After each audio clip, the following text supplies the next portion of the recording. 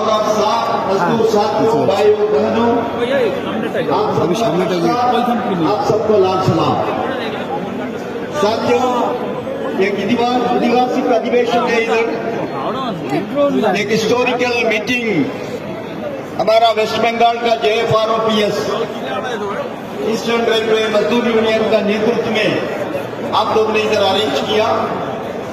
उसमें आप सभी लोग आ चुका है। रेलवे का मजदूर है, डिफेंस का मजदूर है, इनकम टैक्स का है, पोस्टल का है, अकाउंट्स का है, ऑडिट का है, सभी लोग इधर शामिल है। आप लोग का सामने एक ही मुद्दा है। 20 साल का पहले अटल बिहारी वाजपेयी जी का सरकार केंद्र सरकार कर्मचारी को पुराना पेंशन स्कीम को अबॉलिश करके खत्म करके एक कंट्रीब्यूटरी पेंशन स्कीम लेके आया। उसका बाद वेस्ट बंगाल, त्रिपुरा, केरला छोड़ के ये तीनों स्टेट में वामपंथी का सरकार था। उस तीनों सरकार ने NPS को उनका स्टेट गवर्नमेंट कर्मचारी के लिए लागू नहीं किया, लेकिन धीरे धीरे सभी स्टेट गवर्नमेंट्स भी OPS को खत्म करके, ओल्ड पेंशन स्कीम को खत्म करके NPS में आ चुका है। अब केरला में वामपंथी सरकार होके फिर कांग्रेस गवर्नमेंट आने के बाद उधर भी OPS खत्म करके NPS लागू हो गया, त्रिपुरा में भी हो गया, लेकिन केवल वेस्ट बंगाल में अभी तक पुराना पेंशन स्कीम चल रहा है। अभी 5 स्टेट अबॉलिश किया NPS को, आपको मालूम है। 5-6 स्टेट ने अबॉलिश कर दिया। सबसे पहले राजस्थान अबॉलिश किया, कांग्रेस का सरकार है। फिर छत्तीसगढ़ ने अबॉलिश किया, उसके बाद झारखंड भी अबॉलिश किया। चुनाव का समय, हिमाचल असेंबली का चुनाव का समय उन्होंने आश्वासन दिया। अब हिमाचल प्रदेश का भी NPS खत्म करके उधर OPS लागू हो चुका है।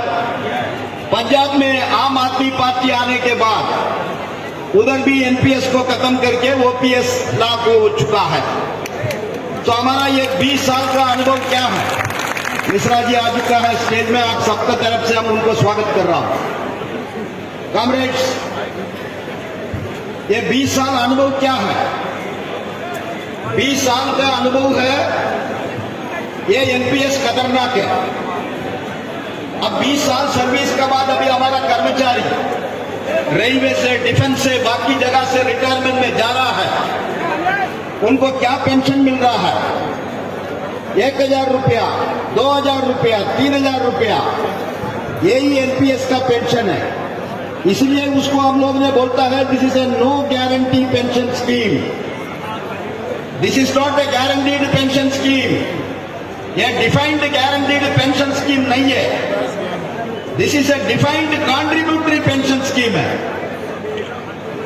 वर्ल्ड बैंक का डिक्टेशन, इंटरनेशनल मॉनेटरी फंड का डिक्टेशन, हमारा देश का कैपिटलिस्ट कॉर्पोरेट्स का डिक्टेशन, उसका वजह से ये सरकार कर्मचारी को रिटायरमेंट का समय इतना तकलीफ में डालने का ये NPS लागू किया। सरकार लागू करने का समय उन्होंने एक आश्वासन दिया। 2007 में नेशनल काउंसिल JCM में उन्होंने आश्वासन दिया नया पेंशन स्कीम पुराना पेंशन स्कीम से खतरनाक नहीं है। पुराना पेंशन स्कीम से कितना बेनिफिट मिल रहा है उससे कम बेनिफिट NPS में नहीं होगा। It is a win win situation both for the employees and for the government। ये मिनिट्स में रिकॉर्डेड है 2007 में सरकार का अश्योरेंस। लेकिन अभी 2023 में है, हम लोग 2023 में है। अभी हमारा साथी लोग रिटायरमेंट में जा रहा है NPS से। हम लोग का अनुभव क्या है? अनुभव यही है 4000 का ऊपर कोई भी ग्रुप C, ग्रुप B कर्मचारी को NPS से पेंशन नहीं मिल रहा है। पुराना पेंशन स्कीम में उनका बेसिक पे का 50%, 10 साल सर्विस होने के बाद उनका लास्ट बेसिक पे का 50% ऐसे डिफाइंड एंड गारंटीड पेंशन मिलता है। उसमें 40% आपको कम्यूटेशन कर सकता है, इन एडवांस आपको पेमेंट ले सकता है। 15 साल के बाद वो वापस मिलेगा, उसको भी हम लोग फाइट कर रहा है। 15 साल का जगह में उससे 12 साल के बाद आपको कम्यूटेशन अमाउंट वापस मिलना चाहिए। पुराना पेंशन में डीए है, अभी 42% डीए है, पेंशनदार को भी मिलता है। अभी 4% होने वाला है डीए जनवरी 1 तारीख से, अभी जुलाई 1 तारीख से उसको लागू करेगा 6 महीने का DA 4%। So DA will become 46%। पुराना पेंशन का ऊपर 46% डीए भी मिलेगा। और 80 उम्र के बाद, 80 साल होने के बाद पुराना पेंशन में 20% आपको वापस मिलेगा। 100 साल आप रहेगा तो आपका लास्ट बेसिक पे विल बी योर पेंशन। पुराना पेंशन स्कीम में फैमिली पेंशन का सुविधा है। अभी हम लोग ने फाइट करके सर्विस में कोई एम्प्लॉय का डेथ हो गया उसको फैमिली पेंशन मिलेगा, लेकिन रिटायरमेंट के बाद एनपीएस का पेंशनर उनका मृत्यु हो गया तो उसका फैमिली को फैमिली पेंशन नहीं मिलेगा। इतना डिस्पैरिटी है, इतना डिस्क्रिमिनेशन है। This is not violation of article 14 and 16 of the constitution. This is a blatant violation comrades.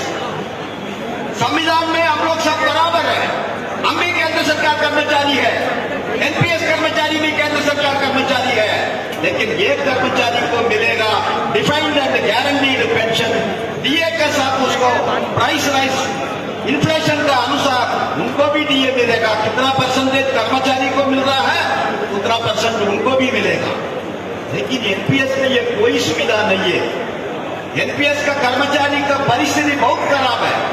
ILO क्या बोल रहा है ओल्ड एज लाइफ के बारे में, रिटायरमेंट एज लाइफ के बारे में आईएलओ बोलता है there should be a decent and dignified retired life, there should be a decent and dignified old age life. इधर है डिसेंट डिग्निफाइड लाइफ। 1000 रुपया 2000 पेंशन में हम कैसे फैमिली चला रहा है? Is it possible in this price rise? It is not possible. इसका अलावा हम क्यों कंट्रीब्यूट करेंगे कॉमरेड्स? हम तो 24 आवर्स कर्मचारी है ना, आप तो रेलवे कर्मचारी ज्यादा है, डिफेंस के कर्मचारी है, पोस्टल, इनकम टैक्स सभी लोग हैं। हमारे लिए बोलता है government employees are 24 hours government employees, you are at the disposal of the government 24 hours. अभी आपका नौकरी के बाद 8 घंटे नौकरी करने के बाद आप कोई प्राइवेट कंपनी में काम नहीं कर सकता। You cannot become even an LIC agent, आप पोस्ट ऑफिस सेविंग्स फंड का भी एजेंट नहीं बन सकता, because you are 24 hours government employee. And who's 24 hours government employee? Natural calamity, flood हो गया, कुछ गड़बड़ हो गया, कोविड-19 पैंडेमिक आ गया, सुनामी हो गया। It is who are the front line warriors? कौन आके काम करता है इस देश के लिए? ओनली सरकार कर्मचारी। कोविड-19 में हम लोग ने देखा ट्रेन चल रहा था, गुड्स ट्रेन चल रहा था, हमारा ड्राइवर, हमारा गार्ड, हमारा बाकी रेलवे का कितना कर्मचारी था, कितना लोग का डेथ हो गया कोविड में। हमारा डिफेंस सैनिटाइजर नहीं था, हैंड वॉश नहीं था, कवरऑल नहीं था, मेडिकल मास्क नहीं था। हमारा डिफेंस का ऑर्डिनेंस फैक्ट्री का कर्मचारी पूरा दिन पूरा रात मेहनत करके लाखों लाख लीटर सैनिटाइजर और हैंड वॉश बना के इस देश को दिया। कोई प्राइवेट कंपनी उस समय इस देश का रेस्क्यू के लिए नहीं आया comrades. Why should I contribute? हम क्यों कंट्रीब्यूट करेंगे पेंशन के लिए? कंट्रीब्यूशन का क्या जरूरत है? 5 साल एमएलए है पेंशन मिलता है, 5 साल एमपी है पेंशन मिलता है, उनके लिए क्या कंट्रीब्यूशन है? कोई कंट्रीब्यूशन नहीं। लेकिन उसी पार्लियामेंट में, उसी असेंबली में हमारे लिए कानून बना रहा है, आपको कंट्रीब्यूशन देना पड़ेगा, आपका तनख्वाह से 10% देना पड़ेगा। लेकिन इतना कंट्रीब्यूशन करने के बाद भी हमको मिलता है 2000-3000 रुपया एनपीएस। इसलिए इसको खत्म करना है कांग्रेस। सरकार ने आप लोगों का दबाव की वजह से पूरा हिंदुस्तान में अभी मूवमेंट शुरू हो चुका है एनपीएस के खिलाफ में। सरकार ने क्या किया, ये कमेटी बना दिया, कमेटी का टर्म्स ऑफ रेफरेंस में क्या है? Improvement. Nirmala Sitharaman told in the parliament, हमारा पास बहुत डिमांड आ चुका है, एनपीएस में बहुत गड़बड़ है, इसीलिए एनपीएस में इंप्रूवमेंट करने के लिए हम कमेटी बना रहा है. अरे कौन डिमांड किया आपका पास एनपीएस में इंप्रूवमेंट करो? Anybody has demanded?